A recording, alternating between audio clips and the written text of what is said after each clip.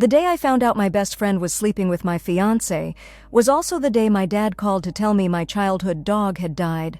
Funny how the universe piles on like that, isn't it? One moment you're crying over your beloved golden retriever, and the next you're staring at text messages that shatter your entire world.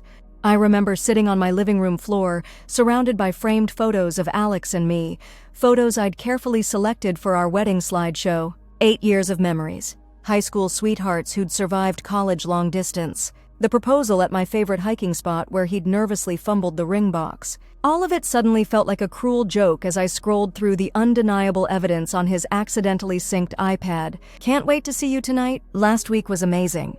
My best friend Vanessa's message to my fiancé glowed mockingly on the screen, and Alex, the man I thought I knew better than anyone, had replied with a heart emoji and "can't stop thinking about you. Meeting at your place is safer." My hands trembled so violently I dropped the iPad. It clattered against the wooden floor, the sound echoing through our apartment that we'd spent months decorating together, arguing over paint colors and furniture placement. I felt sick. Physically, devastatingly sick. I rushed to the bathroom, barely making it before emptying the contents of my stomach. As I knelt there, forehead pressed against the cold porcelain, a strange calm began to settle over me. Not acceptance, something colder, something that would later frighten even me. I splashed water on my face and looked at my reflection.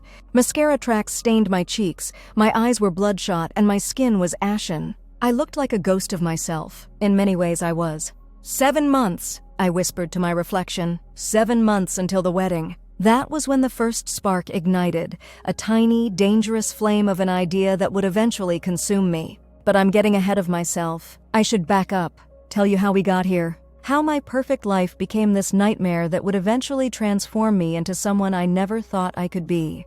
My name is Emma Taylor. I was 28 years old, working as a museum curator in Boston, engaged to my high school sweetheart, Alexander Chen. My best friend since college was Vanessa Morgan, a gorgeous, vibrant event planner who'd helped me through my mother's death 3 years earlier. The three of us were inseparable. Weekend brunches, holiday gatherings, vacation trips. Vanessa was going to be my maid of honor. Alex and I had even joked about naming our future daughter after her. The betrayal wasn't just heartbreaking, it was identity-shattering. Every memory, every shared moment now needed to be re-examined. When had it started? How long had they been laughing behind my back? How many times had Alex kissed me after being with her? I scrolled back through their messages, each one a fresh knife to the heart. 3 months.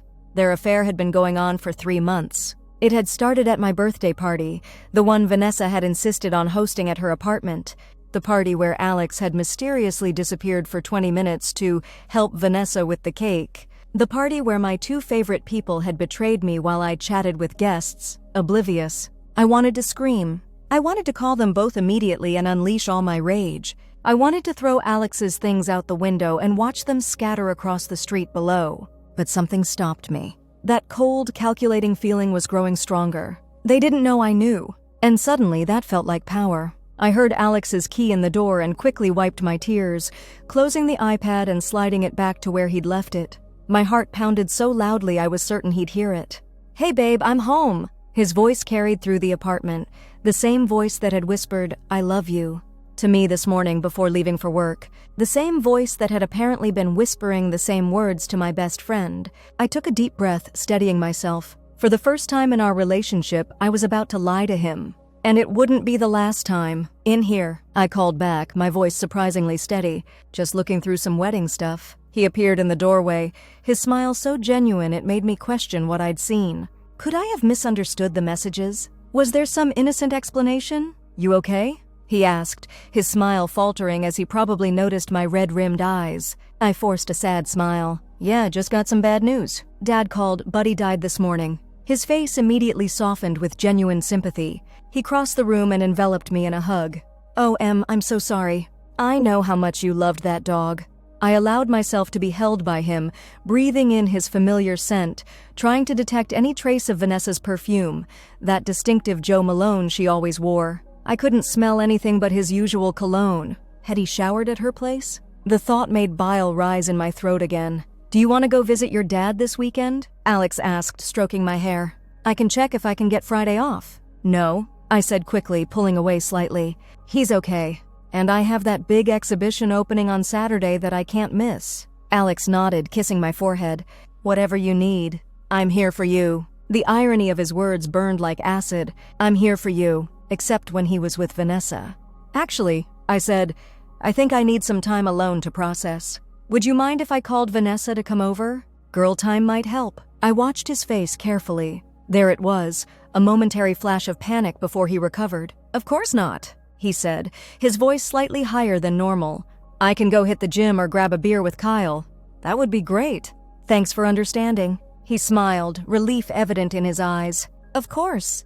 I'll text Kyle now. As he pulled out his phone, I wondered if he was actually texting Vanessa, warning her that I wanted to meet. The thought made me clench my fists so tightly my nails cut into my palms. 20 minutes later, Alex kissed me goodbye, promising to stay out for at least a couple of hours to give me and Vanessa space to talk. The performance of his concern was Oscar-worthy. As soon as the door closed behind him, I called Vanessa. Hey, Em. Her voice was cheerful, normal. Had she received a warning text from Alex? What's up? Bad day? I said, injecting a quiver into my voice. Buddy died. Could you come over? I could really use a friend right now. Oh my God, I'm so sorry. She sounded genuinely sympathetic. Of course I'll come over. Give me 30 minutes? I just need to finish something up at work. Perfect. Thanks, V. You're the best. I hung up and immediately went to the kitchen, pulling out a bottle of wine. If I was going to play this role, I needed props. I poured myself a glass, then deliberately knocked over the second glass, shattering it on the floor. I carefully cleaned up most of the glass, but left a few tiny shards nestled in the kitchen rug fibers. Then I gulped down my wine and poured another. When Vanessa arrived, I'd been crying again. Real tears, though not for Buddy. She let herself in with the spare key I'd given her years ago, calling out as she entered, Em? I'm here, honey. I emerged from the bathroom, eyes puffy and red. Thanks for coming, I mumbled, falling into her open arms. She held me tight, and I breathed in her perfume, the same scent I'd been trying to detect on Alex earlier. My stomach churned. I brought ice cream, she said, holding up a bag. And those terrible rom-coms you love that I always complain about. I managed a weak smile. You're too good to me. For the next hour, I played my part. I talked about Buddy, about childhood memories, about how he was the last living link to my mom since he'd been her dog originally. I cried at all the right moments, and Vanessa comforted me, her arm around my shoulders, her free hand occasionally checking her phone when she thought I wasn't looking. Was she texting him? Were they laughing at me? I think I need something stronger than wine, I said eventually, getting up. Want a whiskey? Sure, she replied. One can't hurt. In the kitchen, I poured us each 2 fingers of the expensive Japanese whiskey Alex had given me for our anniversary. As I walked back to the living room, I deliberately stepped on the spot where I'd left the glass shards. Ow! Damn it! I cried out, dropping to the couch and lifting my foot. Blood was already beading from a small cut. What happened? Vanessa rushed over. I think I missed some glass from earlier. I dropped a wine glass before you came. Let me see, she insisted, examining my foot. It doesn't look too deep. Do you have a first aid kit? In the bathroom cabinet, I said. But can you check if there's any more glass first? I don't want you to cut yourself too. She nodded and carefully inspected the rug while I sipped my whiskey, watching her. When she went to the bathroom for the first aid kit, I quickly pulled out my phone and snapped a photo of her purse, partially open on the chair, revealing a glimpse of lacy fabric inside. Lingerie? For later with Alex, perhaps? As she bandaged my foot, I studied her face. This woman I'd trusted with everything, the maid of honor who'd been sleeping with my groom-to-be. In that moment, I made my decision. Cold, clear, and irrevocable. Thanks, I said as she finished. I don't know what I'd do without you. That's what best friends are for, she replied with a smile that now seemed sinister. We finished our drinks, watched half a movie, and then Vanessa checked her watch. I should probably get going. Early meeting tomorrow? At 8 p.m.? Unlikely, but I nodded understandingly. Thanks again for coming over. It really helped. She hugged me tightly at the door. Call me anytime, day or night. I mean it. I smiled. I know you do. After she left, I sat in the darkened apartment waiting. Alex came home an hour later, smelling of beer and pretending to have been with Kyle. He asked about my evening with Vanessa, and I gave him the performance of my life, telling him what a comfort she'd been. That night, I lay awake beside him, listening to his breathing, feeling like I was in bed with a stranger. For hours, I stared at the ceiling, the edges of my vision blurring with tears that I refused to shed. No more crying. Crying wouldn't fix this. Crying wouldn't give me back the years I'd wasted or erase the humiliation. I needed a plan. The first phase began the very next day. I started with research, quietly, methodically, like the curator I was. I created a new email account and used it to set up private social media accounts. Then I began documenting everything. Screenshots of their text messages, times when Alex said he was working late, occasions when Vanessa canceled plans with me last minute. I started a journal, recording every detail, every lie, every inconsistency. I became a detective in my own life, gathering evidence without either of them suspecting a thing. At the same time, I had to maintain the facade that everything was normal. I continued planning our wedding, meeting with vendors, discussing details with my unwitting maid of honor. Each smile felt like it might crack my face. Each time Vanessa showed me a bridesmaid dress option, I wanted to scream, "Is this what you'll wear before you fuck my fiancé?" But I didn't. I smiled and nodded and asked her opinion and pretended I still trusted her judgment. With Alex, I was the same loving fiancé I'd always been, with one notable exception. I stopped having sex with him. I couldn't bear it, knowing where he'd been. I blamed it on stress, on wedding planning, on grief for Buddy, and he accepted these excuses with such apparent understanding that I almost laughed at the irony. He wasn't exactly going without, was he? 2 weeks after my discovery, I found myself staring at my engagement ring while alone in our apartment. The 3-carat diamond sparkled in the afternoon light, a promise of forever that had been broken before it truly began. I slipped it off my finger, feeling its weight in my palm. For a moment, I considered flushing it down the toilet, or selling it and using the money for a trip far away from both of them. But neither option would give me what I truly wanted: justice, retribution. The ring went back on my finger, and I continued my performance. The exhibition opening came and went. Family dinners happened, brunch with friends. Through it all, I watched them, the subtle glances they thought I didn't notice, the way Vanessa would touch Alex's arm and linger just a moment too long, the way he'd check his phone and suppress a smile when she texted. I needed to understand the full extent of their betrayal before I could form my plan. So one day, when Alex was supposedly at a conference in New York, he was actually at Vanessa's. I'd confirmed this by, accidentally, tracking his phone through our shared Apple account. I went to our storage unit and found the box of old electronics. Alex had a habit of keeping his old phones just in case. I found his previous iPhone, the one he'd used until 6 months ago. It took me 2 hours of trying different password combinations before I got in, our anniversary date, predictably, and another hour to restore some of the backed up data. What I found made me physically ill. Their affair hadn't started at my birthday party. It had started over a year ago, just after we got engaged. There were messages, photos, hotel receipts. They'd been together the night after he proposed to me. She'd congratulated me on my engagement, knowing she'd slept with my fiancé hours earlier. I sat on the storage unit floor, surrounded by evidence of their betrayal, and something inside me finally broke. The last thread of hope that this was somehow salvageable, that there was an explanation that could make this less awful, it snapped. I methodically took photos of everything, uploaded the evidence to my secure cloud account, then put the phone back exactly as I'd found it. Back at home, I added this new information to my growing file. That night, when Alex called from his conference to check in, I had the strangest experience. I could hear myself talking to him, saying all the right things, asking about his presentation, complaining about a coworker, but it felt like someone else was speaking through me. Like I was watching myself from above, marveling at how convincing this performance was. "I miss you," he said before hanging up. "I miss you too," I replied, the lie flowing easily. "Can't wait to see you tomorrow." After the call ended, I went to the bathroom and vomited until there was nothing left. Then I sat on the cold tile floor and began to truly formulate my plan. The revenge fantasy I initially envisioned was simple: public exposure. I'd wait until our rehearsal dinner, stand up in front of our families and friends, and reveal everything with a devastating slideshow of evidence. I'd watch them squirm and stammer and try to explain. I'd throw my ring at them and walk out with my dignity intact. But the more I thought about it, the less satisfying that scenario became. It was too quick, too merciful. A moment of public humiliation, and then what?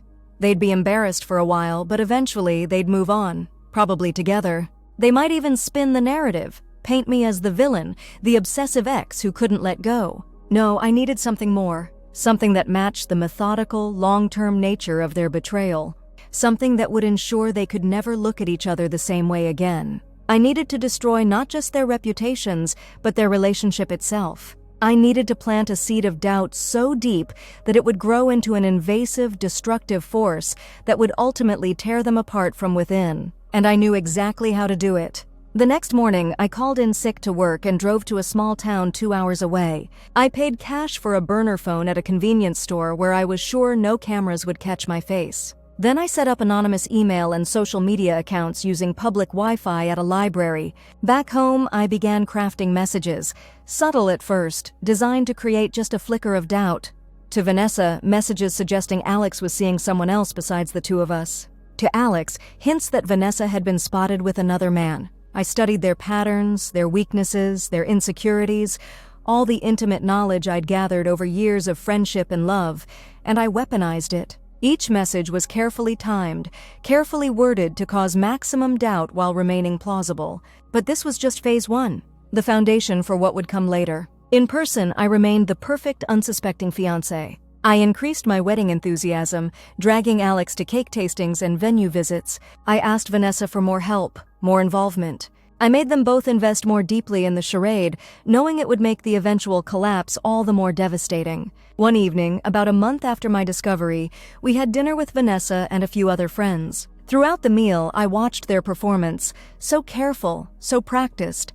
They barely looked at each other, maintaining a friendly but appropriate distance. To anyone else, they were just a bride-to-be, her fiancé and her maid of honor. Normal. Expected. I excused myself to the restroom and sent a message from my burner phone to Vanessa. He's with her again tonight. Same hotel as last time. When I returned to the table, her smile had tightened almost imperceptibly, and she checked her phone twice in quick succession. I saw Alex notice this, a flicker of concern crossing his face. Later that night, as Alex and I got ready for bed, his phone pinged with a message. I couldn't see the content, but I saw Vanessa's name on the screen. He quickly turned the phone over. Work stuff? I asked innocently. No, just Vanessa asking about the wedding website login. He lied smoothly. I'll deal with it tomorrow. I nodded and kissed his cheek. Don't stay up too late. In bed, I listened as he tapped out a response in the bathroom, the light under the door betraying his activity. What was he telling her? Was he reassuring her that my anonymous message was nothing to worry about? Was he making up excuses? I didn't need to know the specifics. The seed had been planted. Over the next few weeks, I escalated gradually. I created fake evidence, doctored photos showing Alex in the background of a random woman's social media post, edited text messages suggesting Vanessa was hiding something. Nothing too obvious.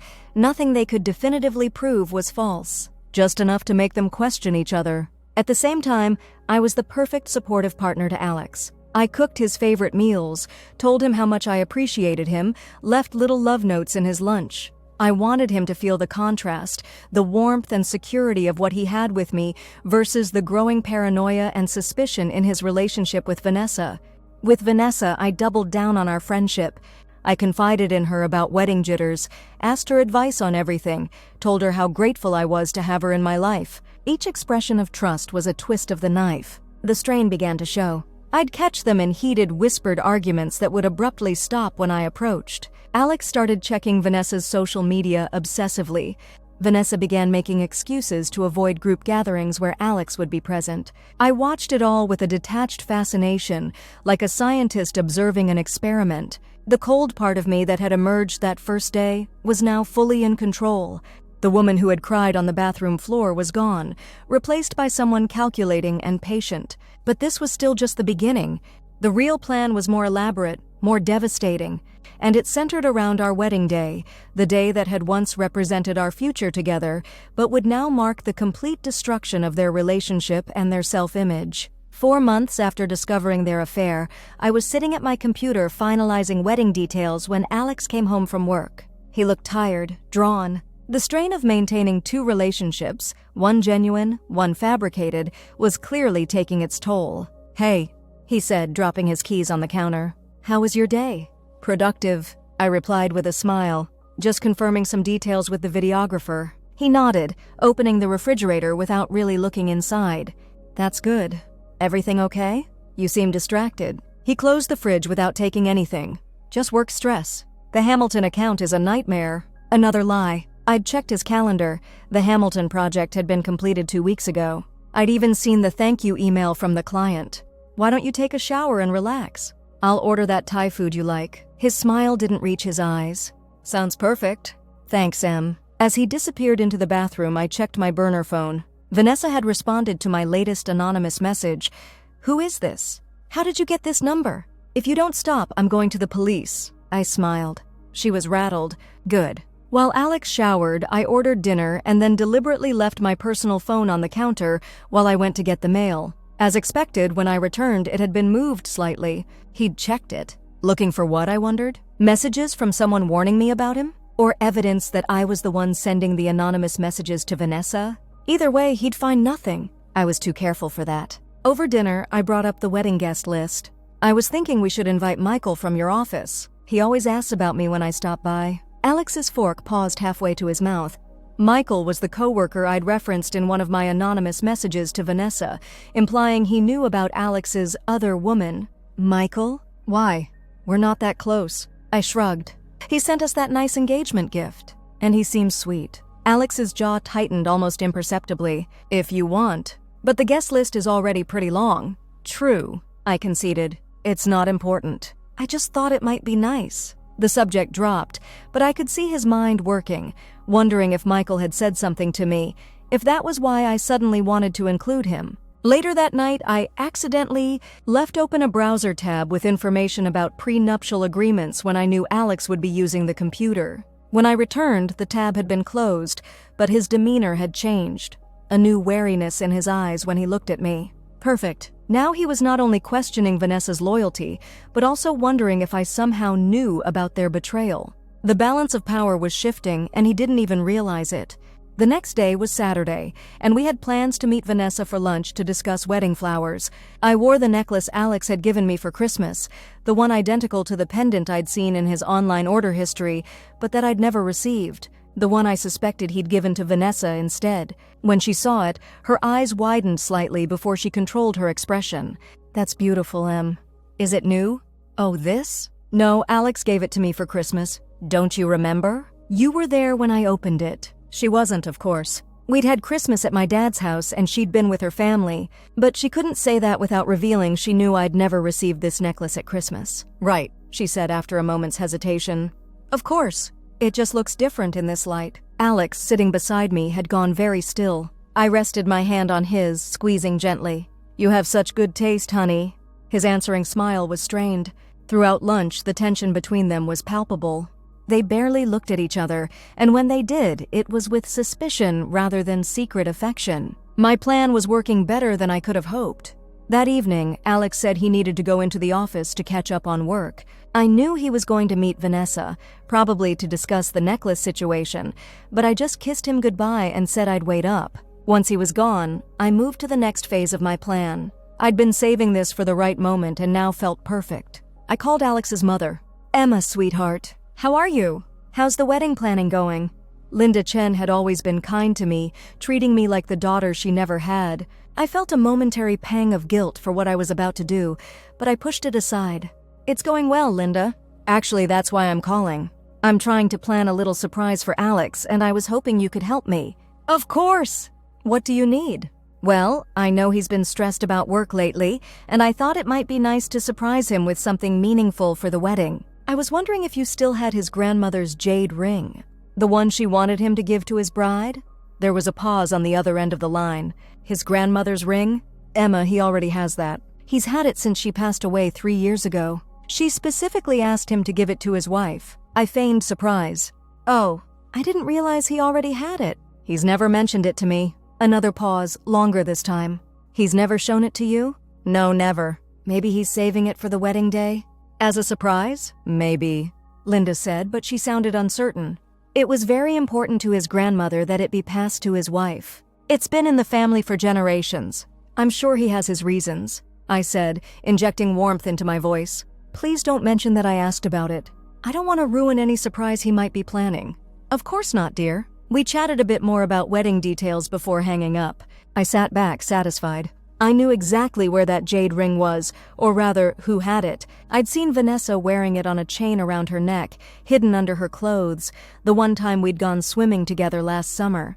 She'd quickly tucked it away when she noticed me looking, but not before I recognized it from photos I'd seen in Alex's family album. Now I'd ensured that Linda would ask Alex about the ring the next time they spoke. And when she did, Alex would have to either admit he'd given a priceless family heirloom to another woman, or he'd have to lie to his mother and then somehow get the ring back from Vanessa. Either way, I'd created another problem for them to navigate. I was becoming adept at this, finding the pressure points in their relationship and pressing down hard. Every time they managed to resolve one issue I'd created, I'd introduce another. Like Chinese water torture, it wasn't any single drop that would break them, but the relentless, constant drip, drip, drip of doubt and suspicion.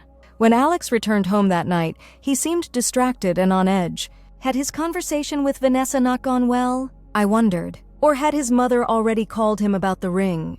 Everything okay at work? I asked innocently as he climbed into bed beside me.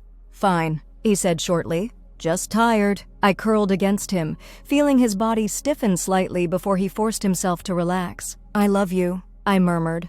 His hand came up to stroke my hair, an automatic gesture that once would have filled me with contentment but now meant nothing. Love you too, he replied, the words hollow. The next morning, I woke to find him on the phone in the kitchen, speaking in hushed tones. I lingered in the hallway, listening. I know what I said, but this is getting weird. No, I don't think she knows, but... Yes, I talked to my mother. I don't know how it came up. I know. Look, we need to figure this out. He stopped abruptly as I deliberately made noise, shuffling my feet and yawning loudly before entering the kitchen. Morning, I said brightly. Who was that? He slipped his phone into his pocket. Just Kyle. Making plans for next weekend. I smiled as if I believed him. Great! I was thinking of having a girls' day with Vanessa anyway. Maybe a spa trip? A flash of panic crossed his face. Actually, I think Vanessa mentioned she might be busy next weekend. Some family thing. Oh, she didn't mention that to me. I'll check with her directly. I watched as he struggled with how to respond. He couldn't stop me from contacting Vanessa without seeming suspicious, but he also clearly didn't want us spending a day together where I might say something about the jade ring or the necklace.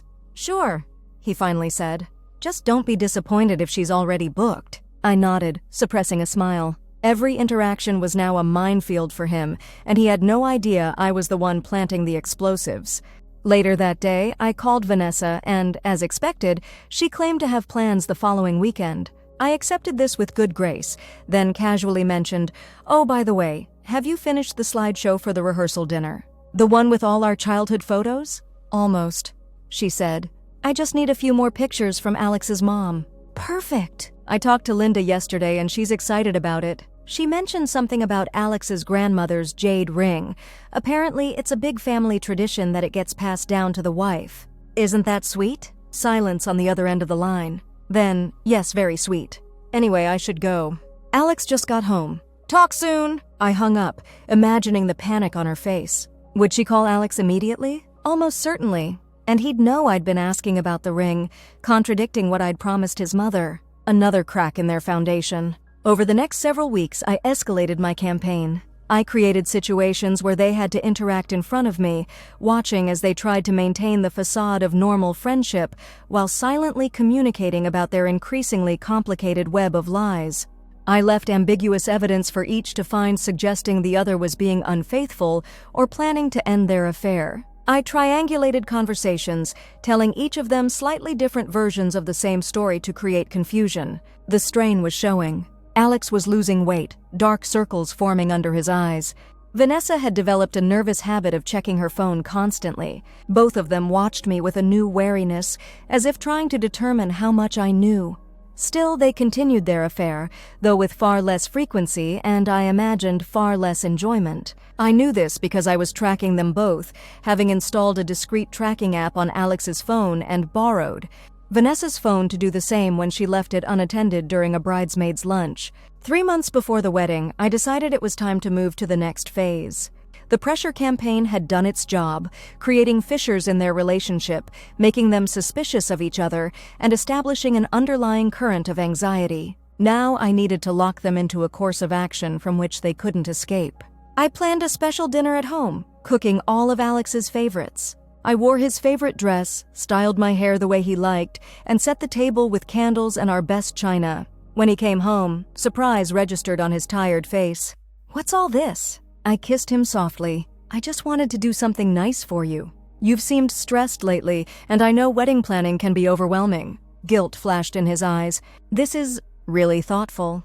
"Thanks, Em." Over dinner, I kept the conversation light, reminiscing about our early days together, sharing memories that I knew would trigger his guilt.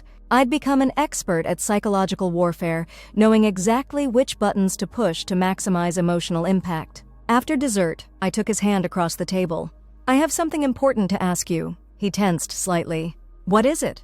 "I want us to set a concrete date to start trying for a baby, right after the honeymoon." His fork clattered against his plate. "A baby? Already? I thought we agreed to wait a year or two." I gave him a soft, pleading look. "I know that was the plan, but lately I've been feeling, I don't know, like time is slipping away. My doctor mentioned that fertility can start declining earlier than people think, and it got me worried." This was a calculated move. Alex had always wanted children. It was one of the things we'd bonded over early in our relationship. But Vanessa was adamantly child-free, a stance she'd maintained throughout the decade I'd known her. I don't know, Em. Starting a family is a huge step. With the new promotion coming up and all the changes. I let my face fall, tears welling in my eyes. "Oh, I guess I misunderstood how important this was to you. You always talked about wanting to be a young dad." The manipulation worked perfectly. Alex immediately backpedaled, reaching for my hand. No, that's not what I meant. Of course I want children with you. I'm just thinking about timing, that's all." I wiped away a tear. "It would mean everything to me, Alex. To start our family together. To see you as a father." He swallowed hard, trapped. "Let's do it. After the honeymoon, we'll start trying." I let joy spread across my face, standing to embrace him. "Really? Oh, Alex, you've made me so happy." As I held him, I could feel the tension in his body. He'd just committed to a path he couldn't easily walk back from, not without revealing his true feelings or intentions. And I knew that as soon as Vanessa found out about this new development, it would create another major conflict between them. That night, as expected, Alex slipped out of bed around midnight, taking his phone to the bathroom. I didn't need to eavesdrop to know he was calling Vanessa, trying to explain his way out of this new complication. The next morning, I casually mentioned our baby plans to two of our closest friends over brunch, friends I knew would spread the news quickly. By afternoon, my phone was buzzing with congratulatory messages, including one from Vanessa that was so terse it made me smile. "Heard the big news? So happy for you both." I replied with excessive enthusiasm and multiple heart emojis, knowing each one would feel like a slap in her face. 2 days later, Alex came home late, smelling of alcohol. He was rarely a drinker, so I knew something significant had happened. "Rough day?" I asked, helping him to the couch. "Just work," he mumbled, but his bloodshot eyes told a different story. Had he and Vanessa fought? Had she given him an ultimatum? I hoped so. "I ran into Vanessa today," I said casually. "She seemed upset about something. Is everything okay with her?" He stiffened. "How would I know? I just thought she might have mentioned something to you. You two are friends." He laughed, a harsh, bitter sound that startled me. "Friends." "Right." I pressed a little further. "She's been acting strange lately. Distant. I'm worried about her. Maybe you should ask her yourself," he said sharply, then immediately looked contrite. "Sorry. I didn't mean to snap. I'm just tired." I stroked his hair, playing the concerned fiancé. "It's okay. Let's get you to bed." As I helped him to the bedroom, he leaned heavily against me, muttering, "I've made such a mess, Em." "Such a fucking mess. What do you mean?" I asked, heart racing. But he just shook his head, falling onto the bed and closing his eyes. I stood watching him for a long moment, satisfaction curling through me. Things were falling apart exactly as I'd planned. The baby conversation had been the tipping point, forcing them to confront the fundamental incompatibility of their future goals. Alex couldn't have both, a family with me and a relationship with child-free Vanessa. The next morning, he was subdued, nursing a hangover and avoiding eye contact. I brought him coffee and aspirin, the perfect supportive partner. "About last night," he began hesitantly. I said some things. "You were tired and stressed," I said, cutting him off. "It's forgotten." Relief washed over his face, quickly followed by shame. "Good. Let him marinate in that shame." Over the next few weeks, the dynamic between Alex and Vanessa deteriorated further. They could barely be in the same room together, their once easy rapport replaced by awkward silences and thinly veiled hostility. At a dinner party with friends, Vanessa announced she'd been offered a job in Chicago and was considering taking it. "But what about your event planning business here?" I asked, feigning surprise. "And wouldn't that make your maid of honor duties difficult?" She avoided looking at Alex. "It's a really great opportunity, and I'm sure I could fly back for the important wedding stuff." I noticed Alex's white-knuckled grip on his wine glass and suppressed a smile. Another fracture in their relationship, widening into a chasm. As the wedding drew closer, my anonymous messages became more targeted, more devastating. To Vanessa, hints that Alex was planning our perfect suburban life with a house full of children. To Alex, suggestions that Vanessa had been seen with other men, that she was planning her escape to Chicago regardless of their relationship. Meanwhile, I continued to be the ideal bride-to-be, excitedly finalizing details, talking about our future, planning for children. I'd occasionally find Alex looking at me with an unreadable expression, perhaps wondering how he'd ended up in this impossible situation, trapped between two women, his lies gradually closing in around him. 2 months before the wedding, another opportunity presented itself. Alex's phone rang while he was in the shower, and I saw it was his mother calling. Normally I would have let it go to voicemail, but today I answered. "Hi, Linda. It's Emma. Alex is in the shower, but I can have him call you back." "Oh, Emma, that's fine. I was just calling to tell him I found those family photos he wanted for the slideshow, and to ask if you two had discussed using his grandmother's jade ring in the ceremony like we talked about." My heart raced. This was perfect. The jade ring? "I'm not sure what you mean." Linda sounded confused. "When we spoke last week, Alex said you two were thinking of incorporating the ring into the ceremony somehow, maybe having you wear it on a chain or using it in the ring exchange. He said he'd discuss it with you." Alex had clearly been trying to create an excuse for why the ring wasn't already in my possession. I seized the opportunity. "Oh, he hasn't mentioned it yet, but that sounds lovely. I'd be honored to incorporate such an important family heirloom." "That's what I thought," Linda said, her voice tinged with concern. "He definitely has the ring, right? His grandmother would turn in her grave if it wasn't part of his wedding." "I'm sure he has it," I reassured her, though I knew exactly where it was, still with Vanessa. "I'll talk to him about it tonight." "Please do. It's very important to our family." After we hung up, I waited patiently for Alex to finish his shower. When he emerged, I gave him a bright smile. "Your mom just called? She was asking about your grandmother's jade ring. Apparently you told her we were thinking of using it in the ceremony?"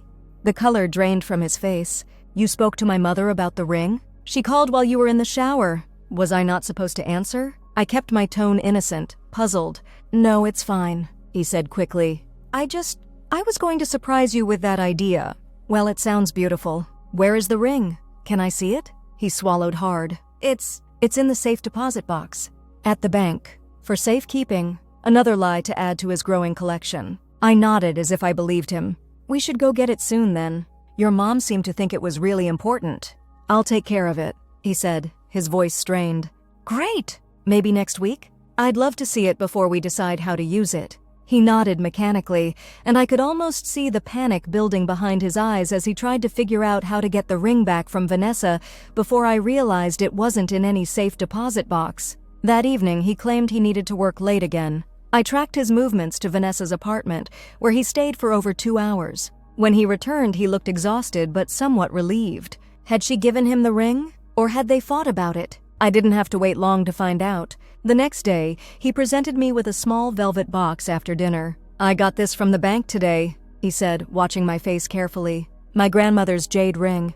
I thought maybe you could wear it on your right hand during the ceremony as a way of honoring her." I opened the box with appropriate reverence. The ring was stunning, an intricate jade stone set in gold with tiny diamonds surrounding it, the same ring I'd seen on a chain around Vanessa's neck.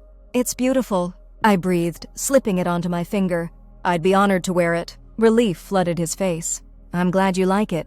It means a lot to my family." I admired the ring in the light, turning my hand this way and that. "It fits perfectly, almost like it was made for me." His smile became fixed. "Almost." I leaned in to kiss him, mentally calculating how much this must have cost him, not financially, but emotionally. He'd had to confront Vanessa, admit that I was asking about the ring, and somehow convince her to return a priceless gift he'd given her. The conversation must have been excruciating for both of them. Perfect. With the jade ring now on my finger, a constant reminder to Alex of his betrayal and the precariousness of his situation, I moved into the final phase of my pre-wedding strategy. I began talking incessantly about our future together, our children's names, the house we'd buy, the vacations we'd take, the decades we'd spend side by side. Each conversation was another brick in the wall I was building around him, making escape seem impossible without destroying everything and everyone he cared about. At the same time, I increased the pressure on Vanessa. I asked her to help with more wedding tasks, keeping her embroiled in the very event that symbolized her failure to win Alex for herself. I talked constantly about how I couldn't imagine life without her friendship, making it clear that choosing Alex would mean losing me too. And through my anonymous messages, I continued to sow discord between them, playing on their insecurities and creating artificial conflicts that drove them further apart. 6 weeks before the wedding, we had our final cake tasting. Alex, Vanessa, and I sat around a small table at the bakery, sampling flavors and discussing designs. The tension was thick enough to cut with the cake knife. I was thinking about the champagne toast at the reception, I said casually, watching them both over my fork. Alex, remember how Vanessa got so drunk at Melissa's wedding that she confessed she'd been in love with the groom for years? Alex choked on his cake, while Vanessa went completely still. That never happened, Vanessa said, her voice tight. I feigned confusion. Didn't it? I could have sworn. Maybe it was someone else's wedding. Sorry, pregnancy brain already? I laughed, patting my completely flat stomach. Pregnancy? Vanessa's voice was barely audible. You're pregnant? I shared a conspiratorial look with Alex, who appeared frozen in shock. Oops! I didn't mean to let that slip. We were going to wait to announce it, but yes, just confirmed with the doctor yesterday. This was a complete lie, of course, but I knew it would be the final nail in the coffin of their relationship. Vanessa looked like she'd been slapped, while Alex seemed utterly blindsided. Wow, Vanessa managed, her hand trembling as she set down her fork. Congratulations. We're so excited, I continued, reaching for Alex's hand. It's earlier than we planned, but when is life ever perfect, right? Alex finally found his voice. Right. Yes, we're very happy. The rest of the tasting passed in awkward conversation about cake flavors, with Vanessa offering monosyllabic responses, while Alex kept shooting her panicked glances. As soon as we finished, Vanessa made an excuse about a client emergency and practically ran from the bakery. In the car ride home, Alex was silent until finally asking, "You're really pregnant?" I gave him a puzzled look. Of course not. We haven't even been trying. Why would you think that? You just said, I was joking about pregnancy brain for forgetting details. I never said I was pregnant. He frowned.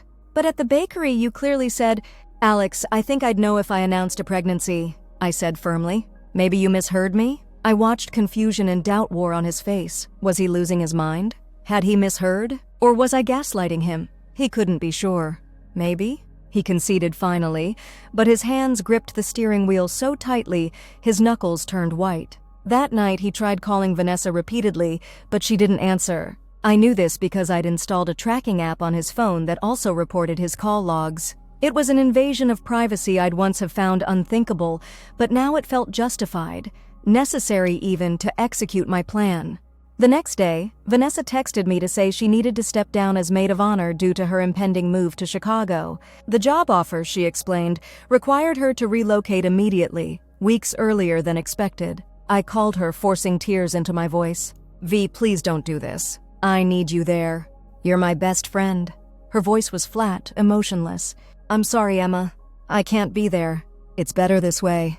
Is this about Alex? Has something happened between you two? You've both been acting so strange lately. A long pause. No, nothing's happened. I just need to take this opportunity. I don't believe you, I said, injecting hurt into my tone. We've been friends for 10 years. You can tell me anything. Another pause, longer this time. Was she considering coming clean? Confessing everything? There's nothing to tell, she finally said. I'll send you my bridesmaid dress. Maybe Jess can take my place. After we hung up, I immediately called Alex at work. Vanessa just quit as my maid of honor, I said, letting my voice break. She's moving to Chicago right away. Did you know about this? What? No, he stammered. Why would I know about Vanessa's plans? I don't know. You two are friends. She didn't mention anything to you? No, nothing, he insisted. That's really sudden. She was weird about it. Distant. I asked if something had happened between you two, because you've both been acting strange lately. His voice sharpened with alarm. What did she say? That nothing happened. But I don't believe her. Alex, what's going on? Are you keeping something from me? No, he said quickly. Of course not. I'm sure it's just the job opportunity. You know how ambitious Vanessa is. I let silence hang between us for a long moment. If you say so. I feel like I'm losing my best friend right before the most important day of my life, and I don't understand why. I'm sorry, Em, he said, and the guilt in his voice was palpable. I don't know what to say. It's not your fault, I reassured him. I just needed to talk to someone. I'll see you tonight, okay? After hanging up, I checked my tracking app. Within minutes, Alex was calling Vanessa again. And again. And again. She wasn't answering. Their carefully constructed house of cards was collapsing, and there was nothing either of them could do to stop it. That evening, Alex came home with flowers and takeout from my favorite restaurant, a transparent attempt to make up for the guilt he couldn't express. I accepted the gesture with a sad smile, playing the role of the abandoned bride mourning her lost friendship.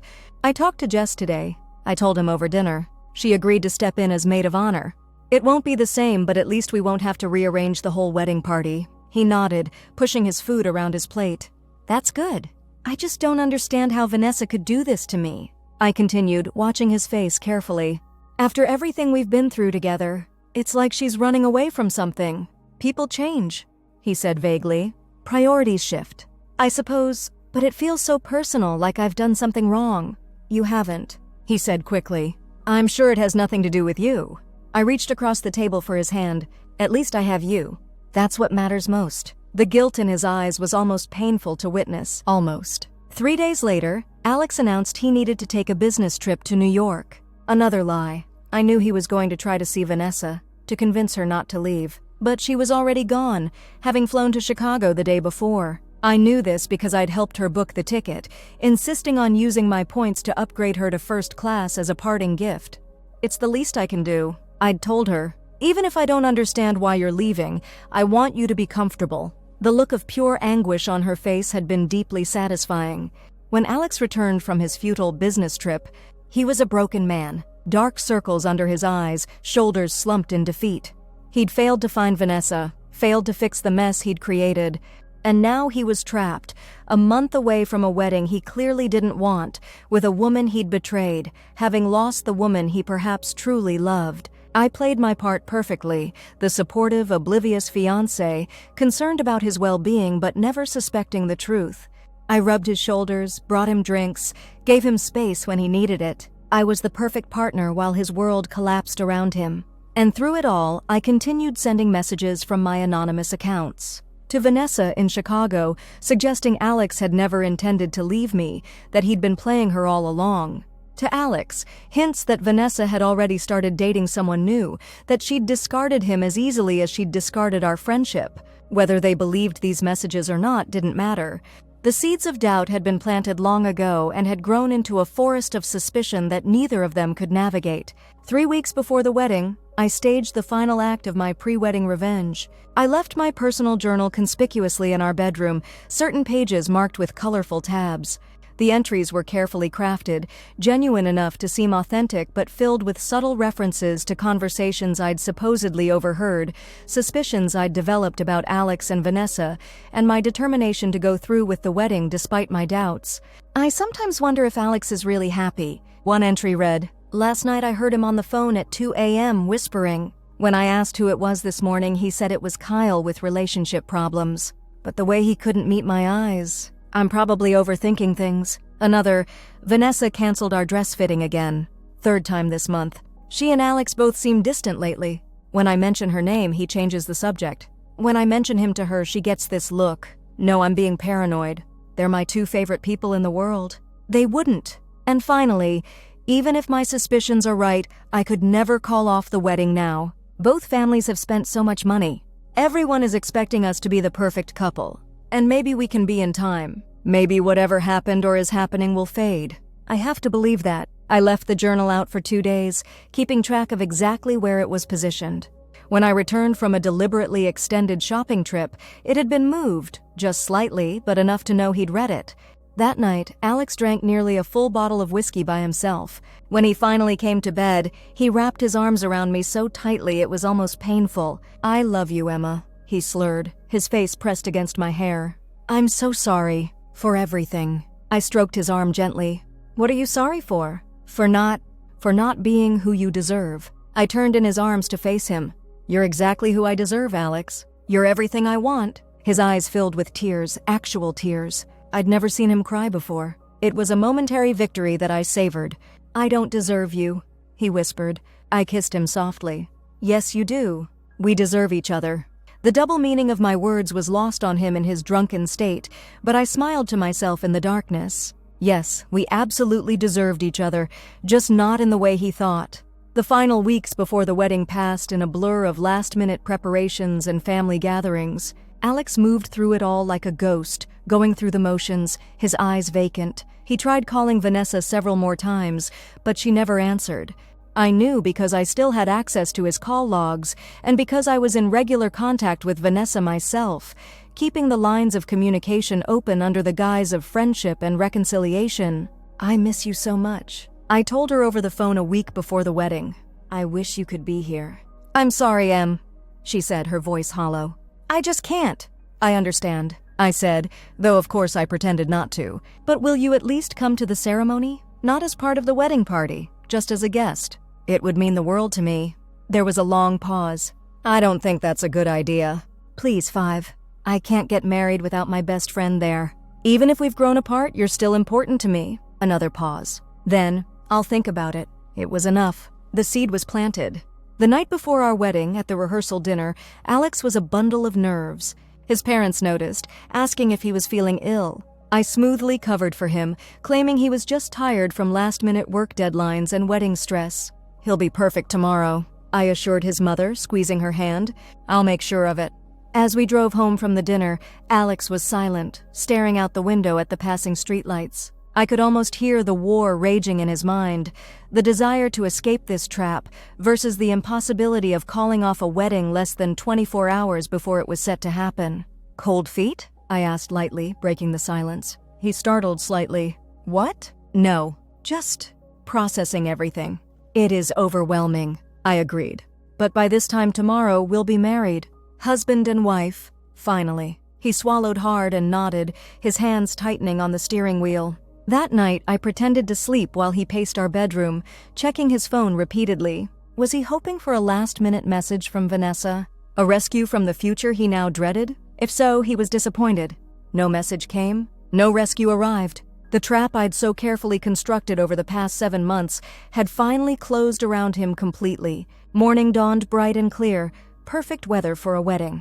As I sat in the bridal suite having my hair and makeup done, surrounded by bridesmaids and my soon-to-be mother-in-law, I felt a profound sense of calm. Everything had led to this day. My ultimate revenge was just hours away. "You look radiant," Linda told me, tears in her eyes.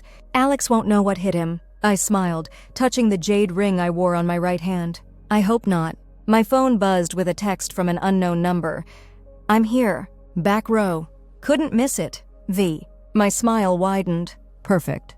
Vanessa had come after all, unable to stay away, perhaps hoping for some last-minute miracle. Her presence was the final piece of my elaborate puzzle. As I prepared to walk down the aisle toward the man who had betrayed me with my best friend, I felt no nervousness, no hesitation, only a cold, clear determination to see my plan through to its devastating conclusion. The wedding march began, and I took my first step toward vengeance. The walk down the aisle felt surreal. Time stretched and compressed all at once as I floated toward Alex, my white dress rustling softly with each step. The church was filled with familiar faces, colleagues, family members, childhood friends, all smiling at me with such genuine happiness that for a split second, I almost felt guilty about what I was about to do. Almost. My father squeezed my arm gently, mistaking my slight hesitation for normal bridal nerves.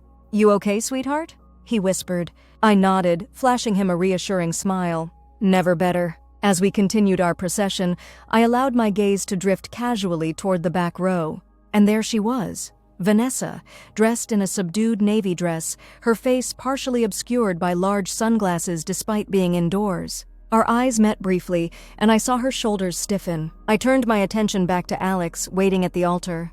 He looked handsome in his tailored tuxedo, pale and tense but handsome. His eyes were fixed on me with an expression I couldn't quite read. Fear? Regret? Resignation? Perhaps all three. Behind him, his best man Kyle shifted uncomfortably, adjusting his tie. Kyle had always been more Alex's friend than mine, but I'd made sure to include him in several pivotal moments over the past few months. He'd been present for some of my accidental revelations and had watched Alex's gradual unraveling with increasing concern. When we reached the altar, my father placed my hand in Alex's. His palm was clammy against mine, his fingers trembling slightly. I squeezed his hand reassuringly, and the flash of surprise in his eyes was almost comical. Did he expect me to be nervous? To show some sign that I knew the truth? Poor Alex. He had no idea what was coming. The ceremony began, the officiant's words washing over us as Alex and I stood facing each other. I played my part perfectly, the blushing bride, occasionally dabbing at emotional tears, smiling with just the right mixture of joy and overwhelmed emotion. Alex's responses were mechanical, his "I do" so faint the officiant had to ask him to repeat it. I could practically feel Vanessa's eyes burning into the back of my head from her seat. When it came time for the vows, I squeezed Alex's hands again, looking deeply into his eyes. We'd agreed to write our own, and he was to go first. He fumbled in his pocket for the paper, his hands shaking so badly he could barely unfold it. "Emma," he began, his voice cracking slightly. He cleared his throat and started again. "Emma, when we met in high school, I never imagined I'd be standing here today." He continued with a generic speech about love and partnership, his words hollow and rehearsed. I noticed several awkward pauses where he seemed to be editing his thoughts in real time, perhaps removing sentiments that felt too hypocritical even for him. When he finished, there was polite applause. Then it was my turn. I took a deep breath, making a show of collecting myself. I didn't need notes. I'd been practicing these words for months. "Alex," I began, my voice clear and steady. "We've known each other for over a decade. High school sweethearts who grew together, faced challenges together, built a life together." I paused, letting my eyes fill with tears. I've always believed that true love is built on honesty, trust, and loyalty. I saw his Adam's apple bob as he swallowed hard. Without those foundations, what do we really have? I continued, my voice taking on a slightly harder edge that probably only he could detect. For better or worse, in sickness and in health, these aren't just pretty words. They're promises, sacred promises. The audience was completely silent now, enraptured by what they perceived as emotional wedding vows. Only Alex seemed to understand that my words carried a double meaning, his face growing paler by the second. "I stand here today to make those promises to you, Alex. To pledge myself to honesty in all things." I emphasized the word honesty, watching his eyes widen slightly. "I promise to always be true to who I am, and to expect the same from you. To never settle for less than what I deserve. To cherish what's real and discard what's false." His fingers twitched in mine, but he couldn't pull away without causing a scene. "Above all, I promise to always seek the truth, no matter how painful it might be. Because without truth, love is just a beautiful lie, isn't it?" A murmur ran through the crowd. My vows were unusual, but still within the realm of emotional wedding declarations. Only Alex understood I was speaking directly to his betrayal. I could see the dawning horror in his eyes, the realization that perhaps I knew more than he'd thought. "And so," I concluded, my voice softening again, "with truth as our foundation, I look forward to beginning our life together, exactly as we both deserve." The officiant, slightly thrown by my unconventional vows but professional enough not to show it, moved on to the ring exchange. As Alex slid the wedding band onto my finger, his hand was shaking so badly he nearly dropped it. I, in contrast, placed his ring on with steady confidence, my eyes never leaving his face. "By the power vested in me," the officiant declared, "I now pronounce you husband and wife. You may kiss the bride." Alex leaned in, his lips barely brushing against mine in what had to be the most tentative wedding kiss in history. The audience applauded, completely unaware of the undercurrents passing between us. As we turned to face our guests, I caught sight of Vanessa slipping out of the back row, clearly unwilling to stay for the reception. That was fine. Her part in today's drama was yet to come. As we processed back down the aisle, my newly minted husband leaned close to my ear, his smile fixed for the benefit of our guests. "What was that?" he whispered, his voice strained. I squeezed his arm, my own smile never faltering. "Just heartfelt vows, darling. Did something I say bother you?" Before he could respond, we were swept into a receiving line, accepting congratulations from our guests as they filed out of the church toward the reception venue next door. Alex played along, but I could feel the tension radiating from him. He knew something was wrong, but couldn't quite figure out what I was planning. The traditional wedding photos were an exercise in acting excellence. I beamed in every shot while Alex managed stiff smiles that didn't reach his eyes. The photographer kept having to ask him to look less constipated and more in love. "Is everything okay?" I asked him sweetly during a brief moment alone as the photographer rearranged the wedding party. "You seem tense." "I'm fine," he replied automatically. Then, lowering his voice, "Emma, is there something you want to tell me?" I tilted my head, the picture of innocent confusion. "What would I need to tell you on our wedding day, Alex? Don't I already tell you everything?" The pointed question hung between us, interrupted by the photographer calling us back for more photos. The rest of the session passed in strained silence between us, masked by the chatter and laughter of our wedding party. By the time we arrived at the reception, Alex looked like he might throw up. I, on the other hand, felt eerily calm. 7 months of planning had led to this moment. Every detail of the reception hall was perfect, from the elaborate floral arrangements to the strategically placed screens for the slideshow that would play during dinner. The slideshow that would be the centerpiece of my revenge. "You should eat something," I told Alex as we sat at the head table picking at our appetizers. "You look pale." "I'm not hungry," he muttered, loosening his tie slightly. "Emma, what's going on?" "Those vows." I placed my hand over his, my diamond and jade rings glinting under the chandelier lights. "Let's just enjoy our wedding day, shall we? There'll be plenty of time for conversations later." The meal progressed with agonizing slowness for Alex and delicious anticipation for me. I chatted with relatives, accepted congratulations, and played the radiant bride to perfection. Occasionally, I'd lean over to whisper something innocuous in Alex's ear, just to watch him flinch. By the time the best man stood for his toast, Alex had downed 3 glasses of champagne in quick succession, his eyes darting around the room as if searching for escape routes. Kyle's speech was standard fare. Jokes about Alex's awkward teenage years, observations about how I'd helped him become a better man, wishes for our future happiness. Alex managed weak smiles at the appropriate moments, raising his glass mechanically when prompted. Then it was the maid of honor's turn. Jess, my college roommate who had stepped in after Vanessa's sudden departure, gave a lovely speech about friendship and finding your perfect match. As she spoke, I noticed Alex constantly glancing toward the entrance. Was he hoping Vanessa would appear? Or praying that she wouldn't? And now? The wedding coordinator announced after the toasts concluded, "Before the first dance, the bride has prepared a special slideshow celebrating the couple's journey together." Alex's head snapped toward me, alarm evident in his eyes. "Slideshow? I thought Vanessa was handling that." "She was," I replied calmly, "but after she abandoned us, I decided to create something myself. I wanted it to be a surprise." I squeezed his hand. "Don't worry, I think you'll find it illuminating." The lights dimmed and the screens around the reception hall flickered to life. The slideshow began innocently enough, childhood photos of each of us, then pictures from high school when we'd first met. The accompanying music was romantic, the transitions elegant. Our guests made appreciative noises as particularly endearing photos appeared. Alex began to relax slightly beside me as the presentation continued chronologically through college, our first apartment, holidays with family, the proposal. Nothing seemed amiss. But I felt him tense again when the slideshow reached the section labeled Last Year, and the first image of Vanessa appeared, the 3 of us at a New Year's party, arms around each other, smiling. The next slide showed Vanessa and Alex at my birthday party, the one she'd hosted where their affair had begun. I'd cropped the photo to highlight how they stood slightly too close, his hand placed just a bit too low on her back. Most people wouldn't notice anything unusual, but Alex knew. I heard his sharp intake of breath. Then came a series of seemingly innocent group photos, each subtly edited to draw attention to glances between them, casual touches, private smiles.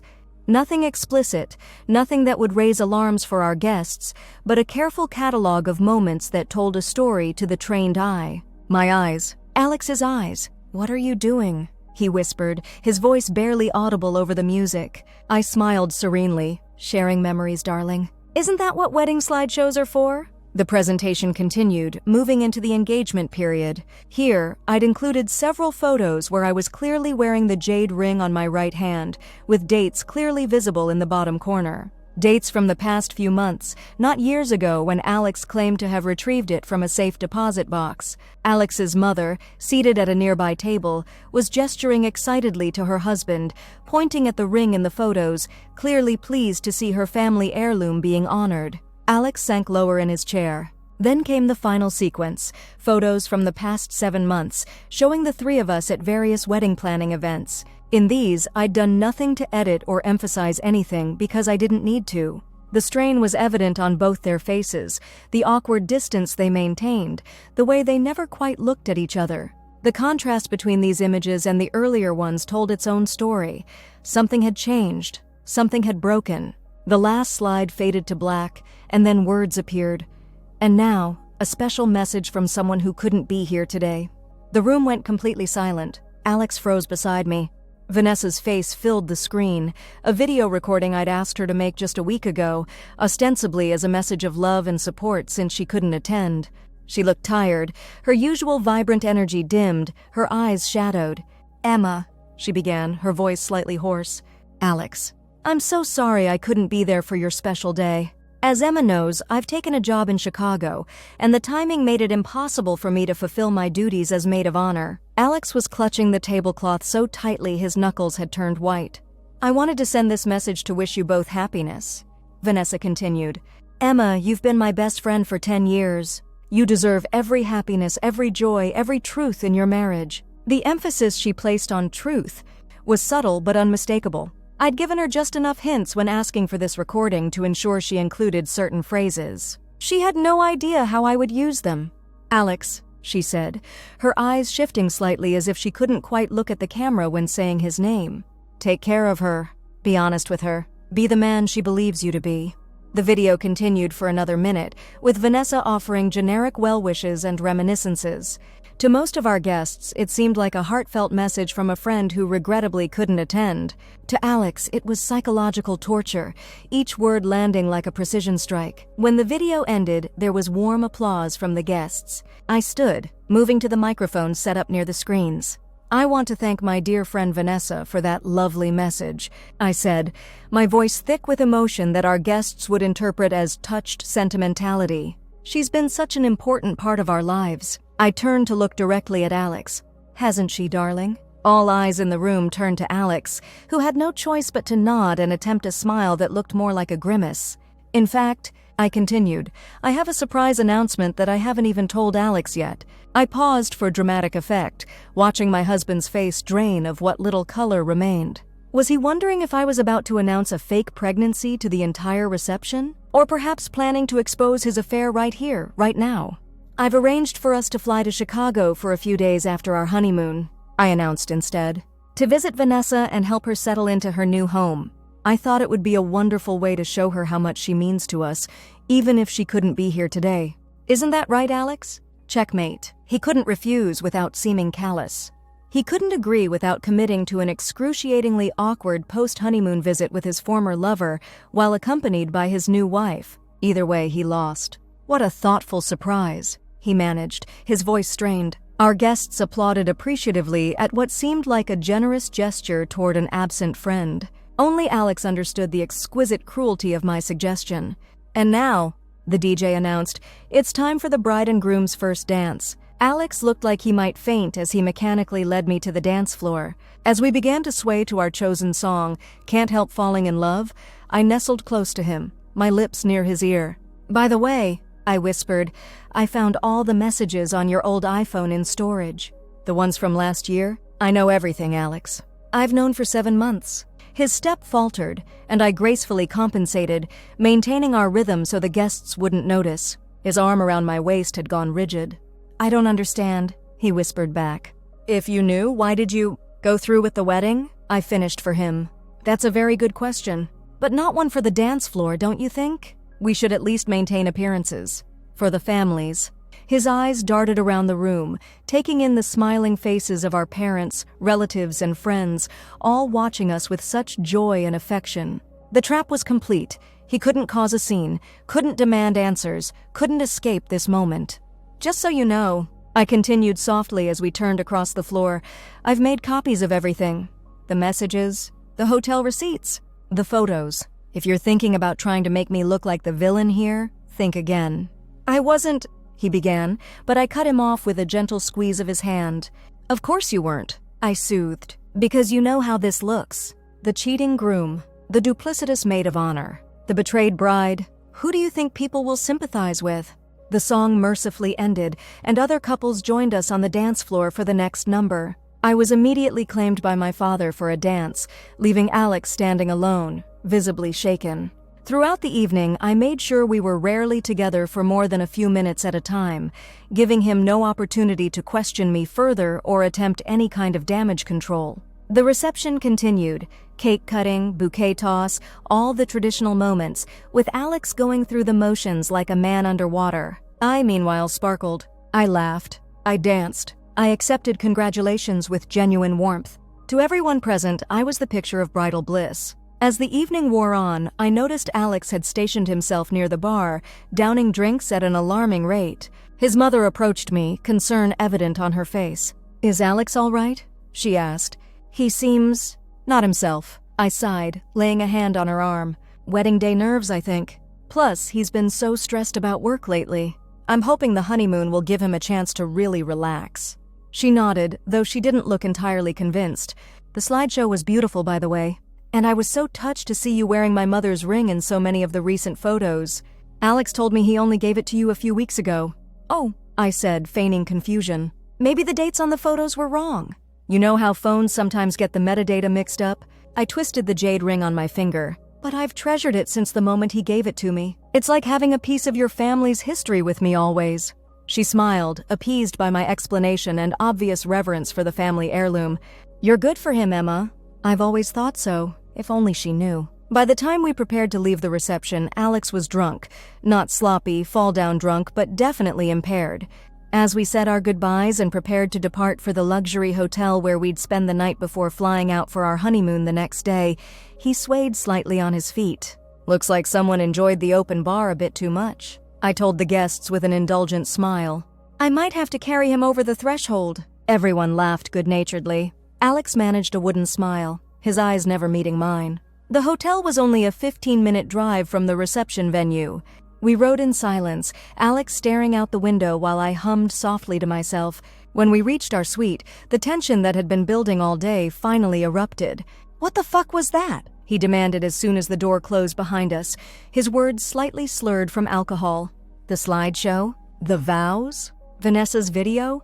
The surprise trip to Chicago? Are you trying to torture me?" I calmly began removing my jewelry, placing my diamond earrings on the dresser. "Torture seems like a strong word. I prefer to think of it as illumination." "Illumination?" he repeated incredulously. "You've known for months that He stopped, seemingly unable to actually say the words aloud. "That you've been fucking my best friend since shortly after you proposed to me?" I supplied helpfully, my tone conversational as I unpinned my hair. "Yes, I've known since the day my dog died. Funny coincidence that, finding out about 2 deaths in one day, Buddy and what I thought was our relationship." He sank onto the edge of the bed, his head in his hands. "Why didn't you say something? Call off the wedding? Scream at me? Anything other than this?" I turned to face him, finally dropping the composed bride facade. "Call off the wedding? That would have been too easy. For both of you. You'd have been embarrassed for a while, sure. There would have been awkward explanations, sympathetic looks, a few weeks or months of discomfort. And then what? You and Vanessa could have ridden off into the sunset together, painting me as the jilted ex who just couldn't make you happy." I stepped closer to him, my voice hardening. "No, Alex, that wasn't enough. Not nearly enough. You took a year of my life, of my love, my trust, my future, while sleeping with my best friend behind my back. You let me plan a wedding, pick out china patterns, discuss children's names, all while betraying me in the most fundamental way possible. Did you really think I'd just cry a few tears and let you go?" He looked up at me, realization dawning in his eyes. "The anonymous messages," he said slowly, "the suspicions about other women, making Vanessa doubt me. That was all you?" I smiled coldly. "Very good. Yes, that was me. planting just enough doubt to make you both paranoid, to make you question each other's loyalty. It wasn't hard. Betrayers always find it easy to believe they're being betrayed in turn. And the Chicago job? He asked. Did you arrange that too? No, the job was real. But I might have sent her boss a glowing recommendation when he called for a reference check. And I definitely encouraged her to take it, to follow her dreams. I even helped her book her flight. I shrugged. She was so eager to escape the mess she'd made that she practically flew into my carefully constructed exit. Alex stared at me like he was seeing me for the first time. I don't even know who you are anymore. That's rich coming from you, I replied. Did I ever know you? The real you? The you who could slide between my sheets hours after being with my best friend? The you who could look me in the eye and promise forever while building a relationship with someone else on the side? I shook my head. Don't talk to me about not knowing who I am. At least I never pretended to be something I wasn't. So what now? He asked, his voice hollow. We're married. Was this all just some elaborate revenge plot that ends with you serving me divorce papers on our wedding night? I sat down at the vanity, beginning to remove my makeup with deliberate care. Divorce? Not immediately, no. That would be too simple, too clean. We're going to stay married, Alex. For a while, at least. What? Why? For several reasons, I explained calmly. First, because a marriage that ends in less than a year will raise too many questions, create too much sympathy for you. Second, because your family doesn't deserve the embarrassment of such a short, failed union. Your mother has been nothing but kind to me, and I won't hurt her that way. And third, I turned to face him again, because I want you to experience the same slow, painful erosion of trust and security that I did. I want you to wake up every day wondering what I know, what I'm planning, when the other shoe will drop. He looked stunned. You're insane. No, I corrected him. I'm methodical. There's a difference. I resumed removing my makeup, watching him in the mirror. We'll go on our honeymoon tomorrow as planned. 2 weeks in the Maldives. We'll take pretty pictures for social media. We'll have mechanical, emotionless sex because that's what honeymooning couples do. We'll come home and set up our life together. And all the while, you'll be waiting for whatever comes next. And Vanessa? He asked. What about her? Vanessa has her own set of consequences to deal with, I said dismissively. She lost her best friend. She lost you. She had to leave her business and start over in a new city. She's going to spend years looking over her shoulder, wondering if I've told our mutual friends what she did, if her reputation is being quietly dismantled behind her back. I smiled thinly. And yes, we are going to visit her in Chicago after our honeymoon. I want to see the look on both your faces when you have to pretend there was never anything between you, when you have to act like casual friends while I watch every interaction. Alex stumbled to his feet, pacing the room. I can't do this. I won't do this. This is sick, Emma. What's sick is sleeping with your fiancé's best friend for a year, I countered. What's sick is giving her a family heirloom meant for your wife. What's sick is making wedding plans with me while making hotel reservations with her. I stood up, my voice never rising despite the intensity of my words. You created this situation, Alex. You and Vanessa. I'm just making sure you both fully experience the consequences of your choices. He stared at me, a mixture of fear, guilt, and dawning comprehension on his face. And if I refuse? If I just tell everyone the truth right now? You're welcome to try, I said, reaching for my phone. But as I mentioned during our dance, I have copies of everything. One call, one email, and every person we know will receive a carefully curated collection of evidence documenting your year-long affair with my maid of honor. Your parents, your colleagues, your boss, everyone will know exactly what kind of man you are. I set the phone down again. But before you decide, consider this. I've been managing the fallout of this situation for 7 months without you suspecting a thing. Do you really think announcing your affair will work out in your favor? Or will it simply confirm what I've no doubt been subtly suggesting to certain people all along, that there was always something a little off about you, a little untrustworthy? The fight seemed to drain out of him as he recognized the impossible position he was in. He sank back onto the bed, defeated. How long? He asked quietly. How long are you planning to keep this charade going? I considered the question. I haven't decided yet. Long enough to ensure that when I do leave, everyone will sympathize with me completely. Long enough for your betrayal to be a distant memory, replaced by whatever failings as a husband I decide to attribute to you. I began removing my wedding dress, hanging it carefully in the closet. Maybe a year, maybe 2. Depends on how convincing you are as a devoted husband. And during that time? He asked. We just pretend everything is normal? Exactly. I confirmed, slipping into a silk nightgown. Not the honeymoon lingerie I'd originally packed, but something modest and practical. We go to work, we have dinner with friends, we attend family holidays. We live the life we've spent years building toward, with one significant difference. What's that? I walked over to where he sat and leaned down, my face inches from his. You'll know that I could destroy you at any moment. That every smile, every kiss, every moment of apparent normalcy is my choice, my mercy. I straightened up. It's not so different from what you did to me, is it? Letting me believe in something that wasn't real? He had no response to that. I'm going to shower, I announced, turning toward the bathroom. I suggest you sober up and get some sleep. Our flight is at 11 tomorrow, and I expect you to be the picture of husbandly devotion at the airport. Your mother is meeting us for breakfast before we leave, remember? As I closed the bathroom door, I caught a glimpse of him still sitting on the edge of the bed, looking shell-shocked and utterly lost. Good. That was exactly how I'd felt for months. It was his turn now. Under the hot spray of the shower, I finally allowed myself to feel the full weight of everything that had happened, not just today, but over the past 7 months. The discovery, the pain, the plotting, the execution. I'd done it. I'd pulled off the perfect revenge, so why didn't I feel as satisfied as I'd expected? Yes, there was a certain vindication in seeing Alex's face as realization dawned. There was triumph in knowing my plan had worked flawlessly, but underneath it all was a hollow ache that no amount of vengeance could fill. I had won, but at what cost? I was now legally bound to a man I despised. I had lost my best friend. I had become someone I barely recognized. Cold, calculating, capable of sustained deception.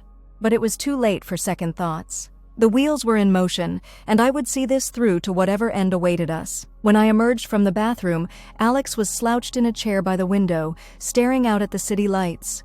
He'd loosened his tie and unbuttoned his collar, but was otherwise still fully dressed in his wedding suit. Why? He asked without turning to look at me. Why go through with the wedding? You could have exposed us, humiliated us, without legally binding yourself to me. I sat on the edge of the bed, drying my hair with a towel. Because exposure and humiliation are temporary. People forget scandals. They move on. But this, I gestured between us, this has permanence. This has consequences that will follow both of us for years to come. Divorce records, legal proceedings, financial entanglements. So you're punishing yourself too, he observed. I considered this. In a way, yes, but I see it more as an investment. Short-term discomfort for long-term satisfaction. I set the towel aside. Besides, I've had 7 months to prepare myself mentally for this arrangement. You've had about 7 hours. The difference in our experiences is rather the point. He finally turned to look at me. You know, when I first met you in high school, what attracted me was your kindness, your warmth, your ability to see the best in everyone. He shook his head sadly. I don't see any of that person in you now. That person died the day I found your messages to Vanessa. I replied evenly. You killed her. You and Vanessa together? I'm sorry, he said, and for the first time he seemed genuinely remorseful. What we did was wrong. Inexcusable. I know that. But this elaborate revenge isn't going to heal anything. It's just creating more pain. I'm not trying to heal anything, I responded. I'm ensuring that the pain is properly distributed to those who deserve it. He nodded slowly, absorbing this. Then he asked the question I'd been waiting for. Did you ever love me at all? Or was that a lie too? I felt an unexpected sting of tears behind my eyes. I loved you more than anything. That wasn't a lie. I looked down at my hands, at the wedding ring now paired with my engagement diamond. That was the one true thing in all of this. I loved you completely, trusted you absolutely. And you threw it away for what? Some excitement? The thrill of sneaking around? Was it worth it, Alex? He didn't answer, which was answer enough. Get some sleep, I said, climbing under the covers and turning off the bedside lamp. Tomorrow we begin the performance of our lifetime. I heard him moving around the room, eventually changing clothes and settling onto the far side of the king-sized bed, maintaining as much distance between us as possible. Neither of us slept much that night. The honeymoon proceeded exactly as I'd outlined, picturesque, photogenic, and emotionally barren. We snorkeled in crystal-clear waters, dined on gourmet meals, and had the mechanical sex I'd predicted. I posted carefully curated photos on social media showing two people madly in love, while in private we existed in a state of armed neutrality. Alex moved between anger, guilt, pleading, and resignation. Some days he'd try to justify the affair, explaining how it had started innocently, how he'd felt trapped after the proposal, how Vanessa had understood parts of him that I didn't. Other days he'd beg forgiveness, promise to spend his life making it up to me if I'd just let go of this revenge plan. Occasionally he'd attempt to regain some control by threatening to expose himself, to tell everyone what he'd done and what I was doing now. But these were empty threats, and we both knew it. He had too much to lose and no evidence of my machinations. Through it all, I remained steadfast, calm, unmoved. I had spent months building my emotional walls, and no amount of pleading or rationalization could breach them.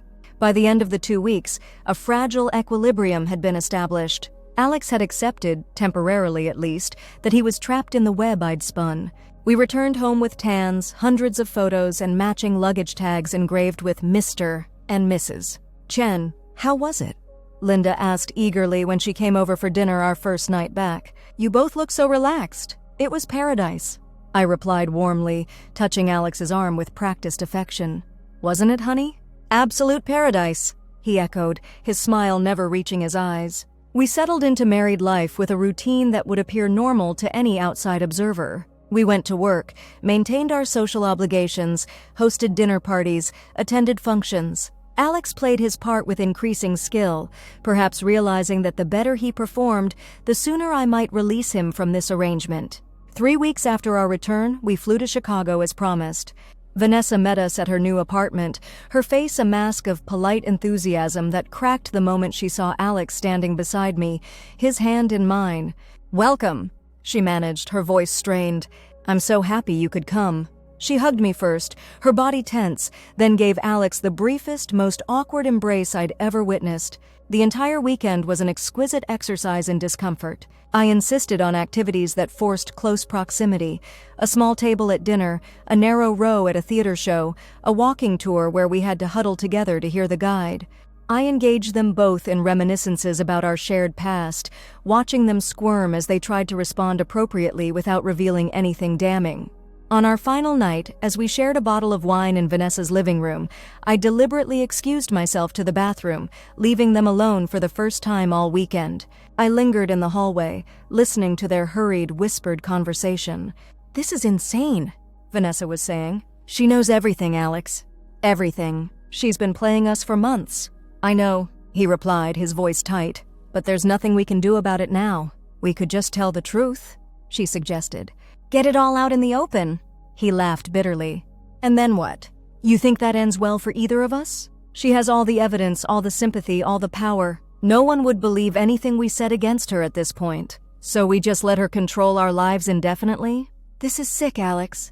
This isn't the Emma I knew. The Emma you knew died when she discovered her fiancé and best friend were having an affair, he said quietly.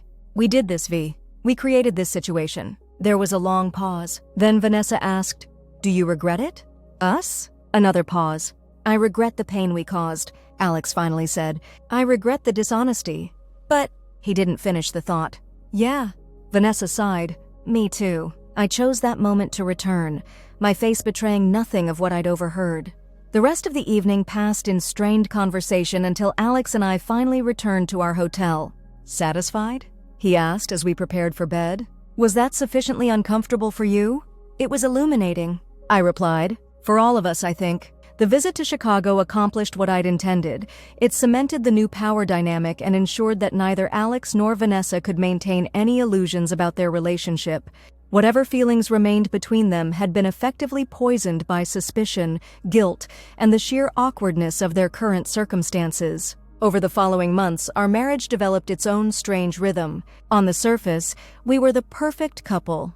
Successful professionals who complemented each other, who seemed in sync, who never fought in public.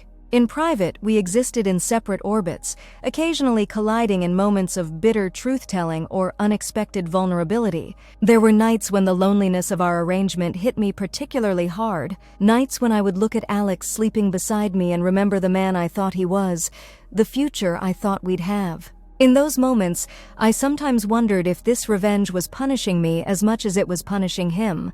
6 months into our marriage, Alex's father suffered a heart attack. It wasn't fatal, but it was serious enough to shake the entire family. I watched as Alex struggled with the possibility of losing his father, with the recognition of life's fragility, with the burden of our false marriage during a time of genuine crisis. At the hospital, I played the supportive wife flawlessly, bringing food, liaising with doctors, coordinating with family members. One night, as Alex and I drove home from a particularly long hospital vigil, he broke our unspoken agreement to maintain emotional distance.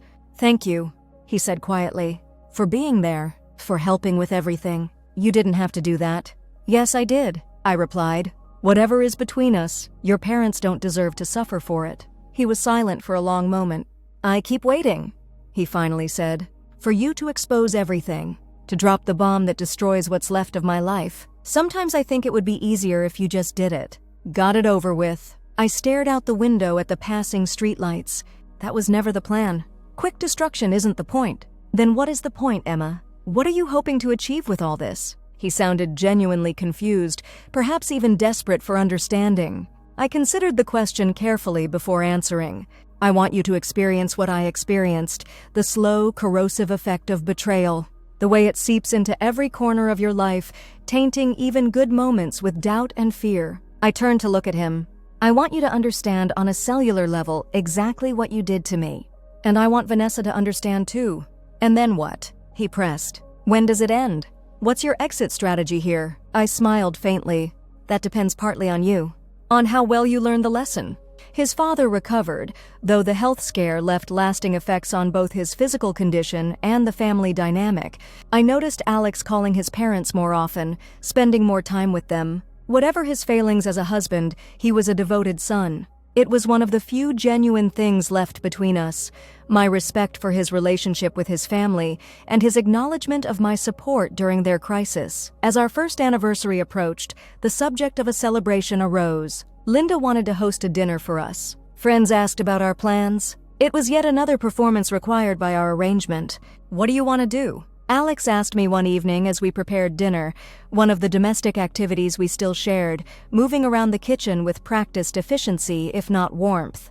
"We'll go to dinner," I decided. "Somewhere nice. Exchange the appropriate gifts. Post the obligatory photos." I sliced vegetables with precise motions. "Your mother's dinner the following weekend. Standard anniversary behavior." He set down the spoon he was using to stir pasta sauce. "Can I ask you something?" When I nodded, he continued. "Are you happy, Emma? Does any of this actually make you happy?" The question caught me off guard. I'd spent so long focused on the mechanics of my revenge, on maintaining the facade, that I hadn't really considered my own happiness in months. I hesitated. "I'm satisfied with how things are proceeding." That's not what I asked. He turned to face me fully. "Does this life we're living, this elaborate revenge scenario, actually bring you any joy? Any peace? Or are you just going through the motions of punishing me without moving toward any kind of healing for yourself?" I set down my knife, irritated by the question and by my inability to answer it glibly. "Healing wasn't the objective. Maybe it should be," he suggested quietly. "For your sake, not mine." I narrowed my eyes. "Don't pretend to care about my well-being now, Alex. It's a little late for that." "I'm not pretending," he insisted. "Whatever you believe about me, and God knows I've given you reason to believe the worst, I never stopped caring about you. What I did was inexcusable, but it wasn't because I didn't care." "Then why?" I demanded, the question bursting out before I could stop it. "Why her? Why betray me like that? Was I not enough?" To my horror, I felt tears threatening, real tears, not the calculated displays I'd perfected over the past year. Alex looked startled by my emotional response. We'd maintained such careful distance that genuine emotion felt like a breach of protocol. "It wasn't about you not being enough," he said slowly. "It was complicated. Vanessa and I connected during a time when you were consumed with your mother's illness. You needed space, and I thought I was respecting that by not burdening you with my needs. Vanessa was there, offering understanding, companionship." He trailed off, seeming to realize how inadequate these explanations sounded. "I'm not justifying it. There is no justification. But it wasn't because I didn't love you or didn't think you were enough." I wiped away a tear angrily. "You proposed to me after it started. You let me plan our wedding while sleeping with my best friend. How is that love?" "I convinced myself I could end it," he admitted. "That it was a mistake, a temporary lapse I could correct. I thought proposing would help me recommit to us, create a clean break with Vanessa. But it just got more complicated. The more I tried to extricate myself, the more entangled I became. "And the jade ring?" I asked, twisting the band I still wore on my right hand. "How do you explain giving her your grandmother's ring while stringing me along?" He looked genuinely pained. "That was..." He sighed heavily. "She saw a photo of it once, commented on how beautiful it was.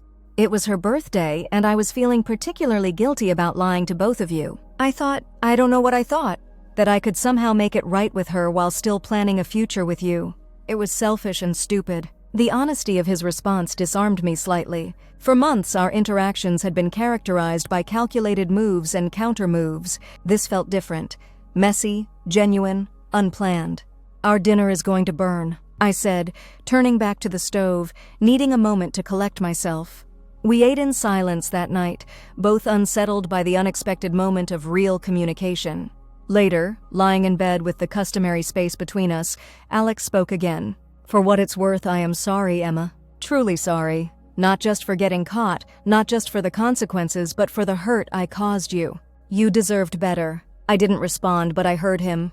And for the first time in over a year, I allowed myself to really feel the pain of his betrayal, not as fuel for revenge, but simply as grief for what I'd lost. I cried silently in the darkness, mourning the love I'd thought was real, the future that had been stolen from me. It wasn't the cathartic release I might have hoped for, but it was something. A crack in the armor I'd built around myself. Our anniversary dinner was a subdued affair. Expensive restaurant, appropriate gifts, obligatory social media posts. We played our parts adequately, if not enthusiastically, but something had shifted between us. A certain artificial quality had been stripped away, leaving something raw and uncertain in its place. 2 weeks later, I received a job offer from a museum in San Francisco, a prestigious position with significant advancement potential. Under normal circumstances, it would have been cause for celebration, discussion, perhaps some negotiation about relocating or maintaining a long-distance relationship temporarily. But our circumstances were far from normal. "I got a job offer," I told Alex over dinner. "Senior curator position at the De Young." He set down his fork. "In San Francisco?" "Yes." "Are you going to take it?" I studied him across the table. "I'm considering it." He nodded slowly. Is this how you're ending things? A cross-country move rather than divorce papers? Would that be preferable to you?" I asked. "A clean separation rather than a messy legal proceeding?" He considered the question. "A year ago, I would have said yes without hesitation. Now," he shrugged, "I'm not sure what I want anymore." His response surprised me. "You can't possibly want to continue this arrangement." "No, not as it is," he agreed. "But I've been thinking about what you said, about understanding what you experienced. And I think maybe I do finally. The constant uncertainty. The feeling that nothing is solid beneath your feet. The way betrayal colors everything that came before and everything that might come after." He met my eyes directly. "I get it now, Emma. I understand what I took from you. It was precisely what I'd wanted, this acknowledgement, this recognition of the damage he'd done. So why didn't it feel more satisfying? Vanessa called me last week." He continued when I didn't respond. "First time since Chicago. She's engaged. Some guy she met at work. It's been a whirlwind romance, apparently. I absorbed this information."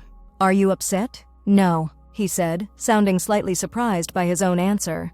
"Actually, I felt relieved, like a chapter was finally closing." He paused. "She asked about you, about us. I think she was trying to gauge whether your revenge was still in progress or if we'd moved on somehow." "What did you tell her?" "The truth," he said simply. "That I had no idea where we stood or what the future held. That we were existing in some strange limbo of our own creation." He pushed his plate away, which brings me back to San Francisco. "Are you taking the job?" I had been asking myself the same question since receiving the offer. It was an elegant exit strategy, a legitimate reason to leave Boston, to create distance, to begin the separation process without the immediate trauma of divorce. But it also felt like running away, like allowing Alex to escape the full consequences of his actions, like leaving something unfinished. "I haven't decided yet," I answered honestly. "It's a great opportunity professionally, but there are complications." "Me, you mean?" The corner of his mouth lifted in a humorless smile. "I'm the complication. You, us, this whole situation." I gestured vaguely between us. "I created this elaborate punishment and now I'm not sure how or if to end it." He was quiet for a moment, considering. "Can I make a suggestion?" I raised an eyebrow. "You can try." Take the job, he said. But let's use the transition as an opportunity for honesty. No more games, no more performances. We tell people we're trying a trial separation to see if our relationship can survive the distance. It's close enough to the truth without exposing everything all at once. The proposal was rational, sensible. It offered both of us a way out while maintaining our dignity and privacy. It was a compromise, not a victory for either side. And if people ask why? I pressed. If they want to know why we're willing to live apart after only a year of marriage, we tell them we rushed into marriage without fully resolving some underlying issues, he suggested. Again, it's not the whole truth, but it's true enough. We did rush. We did have unresolved issues. They were just issues neither of us acknowledged at the time. I considered his proposal. It lacked the devastating finale I'd once imagined for my revenge plan. There would be no public exposure, no dramatic confrontation, no satisfying moment where Alex was forced to confess his sins before everyone who mattered to us. But perhaps that ending had always been more about my pain than about justice. I'll think about it, I said finally. That night, I lay awake thinking about the job offer, about San Francisco, about the possibility of a new beginning. I thought about the person I'd become over the past year and a half, calculating, vengeful, hollow. I thought about the satisfaction I'd expected to feel when Alex finally understood the depth of his betrayal and the surprising emptiness that had followed that understanding. I'd achieved my goal. Alex recognized what he'd done. He grasped the full impact of his betrayal. Vanessa had been banished from both our lives. By any reasonable measure, my revenge had been successful. So why did it feel so incomplete? The answer came to me slowly, emerging from the shadows of my consciousness like a reluctant truth. Because revenge hadn't healed me. It hadn't restored what I'd lost. It hadn't even made me feel better in any lasting way. It had simply kept me tethered to the very betrayal I was trying to punish. 2 days later, I accepted the San Francisco position. That evening, I told Alex my decision and agreed to his proposed approach for handling our separation. The relief on his face was palpable, quickly tempered by an attempt at appropriate solemnity.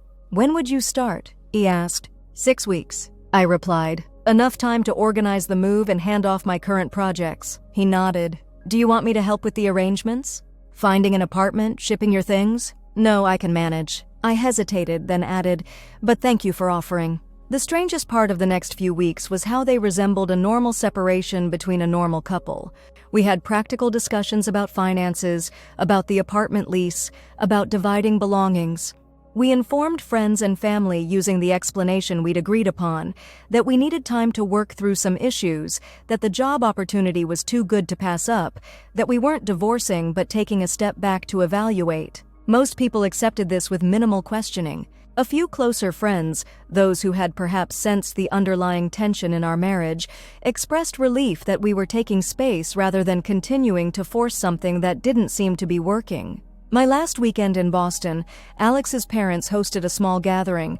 Not a farewell party exactly, but an acknowledgement of my departure. Linda hugged me tightly when I arrived. "This isn't goodbye," she insisted. "Just a temporary arrangement until you two figure things out." I smiled, touched by her optimism and her continued affection, despite the apparent troubles in her son's marriage. "Thank you for understanding." Later, as we prepared to leave, she pressed something into my hand, a small velvet pouch. "I want you to keep this," she said quietly. "It belongs to you now, no matter what happens between you and Alex." I opened the pouch to find a delicate jade pendant, different from the ring but clearly part of the same family collection. "Linda, I can't—" "Yes, you can," she interrupted firmly. "You're family now, Emma. Distance doesn't change that." I felt tears welling up, genuine emotion breaking through my carefully maintained composure. "Thank you," I managed, hugging her again. On the drive home, Alex noticed my silence. "Everything okay?" I showed him the pendant his mother had given me. "She said I'm still family." He glanced at it, then back at the road. "She meant it. Whatever happens between us, my parents genuinely care about you." After a moment, he added, "They don't know about everything, but they know something significant happened to change our relationship. My mom asked once if I'd done something stupid to hurt you. I couldn't bring myself to confirm it, but I think she suspects." The thought of Linda's quiet insight made me feel both seen and strangely vulnerable. "Your mother is a remarkable woman." "She is," he agreed. "I've thought a lot about what she'd say if she knew the whole truth. It's not a conversation I ever want to have." I understood that feeling. For all my plans of exposure and humiliation, I'd always been reluctant to involve his parents directly. They had shown me nothing but kindness and acceptance from the moment Alex had introduced me as his girlfriend all those years ago. Despite everything, I couldn't bring myself to hurt them deliberately.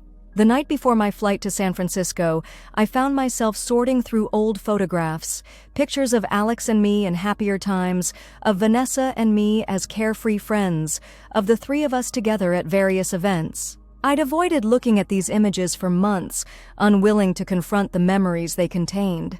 Now, with the physical distance of my move imminent, the emotional distance felt somehow more manageable. Alex found me sitting on the living room floor, surrounded by photos. He hesitated in the doorway, uncertain whether to intrude. "You can come in," I said without looking up. "I'm just deciding what to take and what to leave behind." He sat down across from me, picking up a photo of us from college, young, laughing, his arm around my shoulders as we posed on the campus quad. "This seems like a lifetime ago." "It was," I replied, watching him study the image. "Those people don't exist anymore." He set the photo down carefully. "No, I suppose they don't." After a moment, he asked, "Do you ever wonder what would have happened if I hadn't—" He trailed off, unable to complete the thought. "If you hadn't cheated with my best friend," I finished for him. "Or if I hadn't found out. Or if I'd just confronted you immediately instead of orchestrating this whole revenge scenario." He winced slightly at my bluntness but nodded. "Any of those, I guess." I considered the question, really considered it for perhaps the first time. "If you hadn't cheated, we'd probably be genuinely happy right now. Planning for children, building our life together, trusting each other completely." I sighed. "If I hadn't found out, we'd be living a lie that you and Vanessa controlled. And if I'd confronted you immediately?" I shrugged. "I honestly don't know. Maybe we'd have tried counseling. Maybe we'd have broken up immediately. Maybe I'd have forgiven you. Would you have? Forgiven me, I mean. If I'd confessed everything, shown genuine remorse?" It was a question I'd never allowed myself to contemplate fully. "I don't know," I admitted. The person I was then, before I found those messages, she might have been capable of forgiveness, eventually. But that person is gone. He nodded slowly, accepting this. "For what it's worth, I think the revenge you chose was fitting. Painful, yes. Manipulative, definitely. But there's a certain justice to it." His mouth quirked in a sad smile. "You made sure I understood exactly what I'd done. No one else could have designed a more perfect punishment. Coming from anyone else, this might have sounded like mockery or bitterness. But from Alex, in this moment, it felt like genuine acknowledgement, perhaps even a twisted kind of respect for the thoroughness of my retribution. "Thank you," I said simply. We spent the rest of the evening sorting through photos and memories, deciding what belonged to which of us, what should be preserved and what discarded. It was the most honest conversation we'd had in over a year, tinged with melancholy but free from the active manipulation that had characterized our marriage. When I left for San Francisco the next day, Alex drove me to the airport. As the car pulled up to the departures terminal, an awkward moment hung between us. What was the appropriate goodbye for our unique situation? "I'll email you when I'm settled," I said, gathering my carry-on bag. "Let you know my new address for forwarding anything that comes up." He nodded. "If you need anything?" He left the offer open-ended. "Thank you." I paused, my hand on the door handle. "Alex?" "Yes?" "I think this is the end," I said quietly. "Of us, I mean. Not just a temporary separation." He held my gaze steadily. "I know. I'll contact a lawyer next month," I continued. "Start the divorce process. We can keep it simple, uncontested. No need to air the details." "Okay," he agreed. "Whatever you think is best." I studied his face one last time, this man I'd loved, hated, married, and tormented. "Goodbye, Alex." "Goodbye, Emma." As I opened the car door, he added, "I truly am sorry. For all of it." I nodded, acknowledging his apology without explicitly accepting it. Then I stepped out of the car and walked into the terminal without looking back. San Francisco was exactly what I needed, a fresh start, physically and emotionally distant from the wreckage of my marriage. My new colleagues knew me only as Emma Taylor, talented curator recently relocated from Boston. No complicated backstory, no revenge plot, no betrayal, just a professional woman building a new life. I found an apartment with a view of the bay, joined a yoga studio, made new friends who had no connection to my past. I immersed myself in work, in cultural events, in exploring my new city. For the first time in nearly 2 years, I felt like I could breathe freely. Alex and I communicated sporadically via email, practical matters about the divorce proceedings, questions about shared belongings, occasional updates about mutual friends. Our exchanges were civil, even friendly at times. The white-hot rage that had fueled my revenge had cooled, leaving something more complicated in its place. Not forgiveness exactly, but a kind of detached understanding. 3 months after my move, I received an email from Vanessa. Seeing her name in my inbox triggered an immediate physical reaction, a tightening in my chest, a flush of anger. My finger hovered over the delete button, but curiosity won out. "Emma," she wrote, "I've started and deleted this email 100 times. There's nothing I can say that will undo what happened or make it right. But I need you to know how deeply sorry I am for betraying your friendship and your trust. What Alex and I did was unforgivable. You deserved so much better from both of us, but especially from me as your friend. I'm not asking for forgiveness or reconciliation. I know that's not possible. I just needed to tell you directly, without excuses or justifications, that I regret the pain I caused you. I hope you're finding happiness in San Francisco." I stared at the screen for a long time, unsure how to respond or whether to respond at all. Part of me, a petty, still wounded part, wanted to send back a scathing reply detailing exactly how her betrayal had affected me. Another part wanted to simply ignore the message, denying her even the closure of a response. In the end, I wrote back a single line: "Thank you for your apology." It wasn't forgiveness, but it was acknowledgement. And in that moment, that felt like all I could honestly offer. 6 months into my new life, the divorce papers were finalized. I was officially Emma Taylor again, no longer Emma Chen. I sat alone in my apartment the evening the confirmation arrived, a glass of wine in hand, expecting to feel triumphant or at least relieved. Instead, I felt a curious emptiness, not the hollow ache of grief or betrayal, but the vacant space where those emotions had once resided, like a museum after the exhibits have been removed, echoing and bare. My revenge was complete. I had survived. I had moved on. But the question Alex had asked months ago still lingered.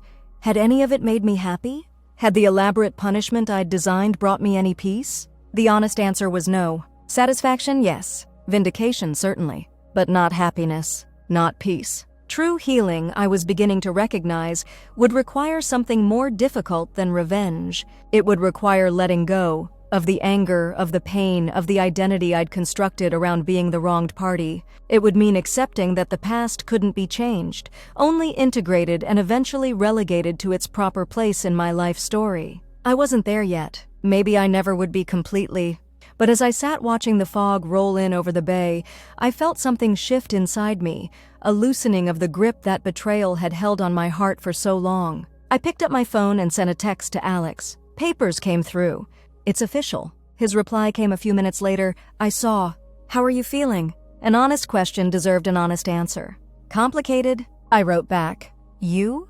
"The same," he responded. Then, after a moment, "Thank you for keeping our private business private in the end. I know that wasn't the original plan." I smiled faintly. "Plans change," I replied. "Take care of yourself, Alex." "You too, Emma."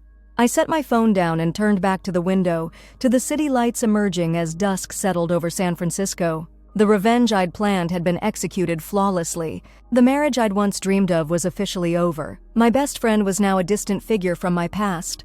None of it had happened the way I'd imagined when Alex and I got engaged.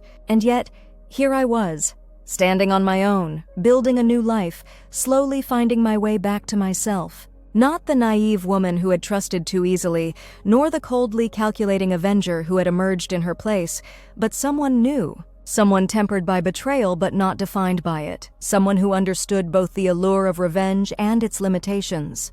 I raised my glass in a silent toast to that woman, to myself, and to the future that awaited her. Whatever came next would be entirely of my own making. And for the first time in a very long time, that felt like enough.